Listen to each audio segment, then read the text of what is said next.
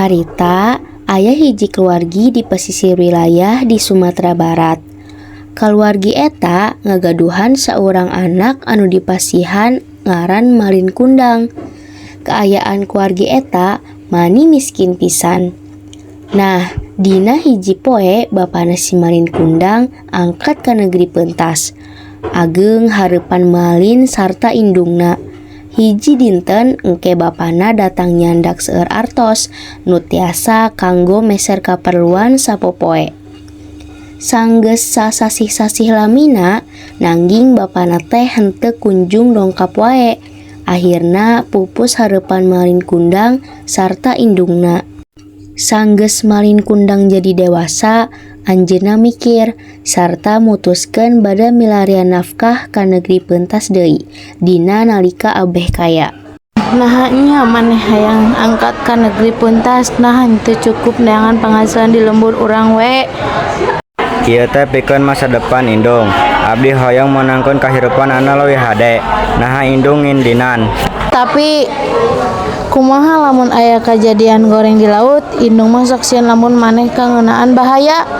Tong harewang, kuring bakal hati-hati sarta kuring bakal balik nalika parantos hasil. Akhirna Malin Kundang ngiring naik kapal dagang sareng saurang nahkoda kapal nu aya di lembur halamana. Anu atos sukses teh heula. Salila Malin Kundang aya dina kapal, Malin seueur diajaran ilmu pikeun pelayaran. Malin diajar leukeunan sareng reencangan anu boga pangalaman sarta akhirna anjeunna meuni jago pisan dina perkawis soal pelayaran atos loba pulau anu didatanganana. Dugi nembe hiji dinten di tengah-tengah jalan, kapal anu ditaekan ku si Malin Kundang diserang ku bajak laut. Sadaya barang dagangan anu aya di kapal dirampok kabeh ku bajak laut. Sarta jalmi-jalmi anu aya di kapal diparahan ku para bajak laut. Malin Kundang untung pisan henteu paeh kusabab sabut kajadian eta lumangsung. Malin nyumput dina hiji ruang alit anu katutupan ku kayu. Malin Kundang ngarasa serba salah di tengah laut. Dugi akhirna kapal eta ngadampar dina pesisir laut. Dina sesa tanaga anu aya, Malin Kundang mapah nuju desa anu pangdeketna. Satibana di hiji desa, Malin Kundang ditulungan ku balarea desa.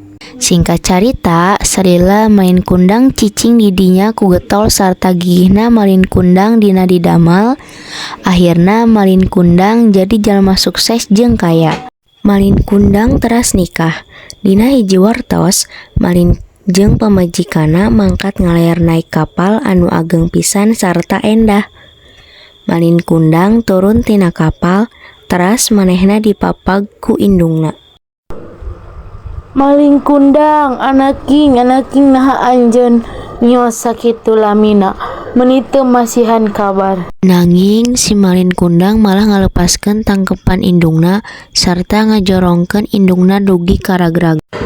Awewe teu nyaho diri, gagabah wae anjeun minangka jadi indung kuring. Eta indung anjeun. Lain, manehna mah ngan saurang pengemis anu nyangka jadi indung kuring supados menangkeun harta kuring.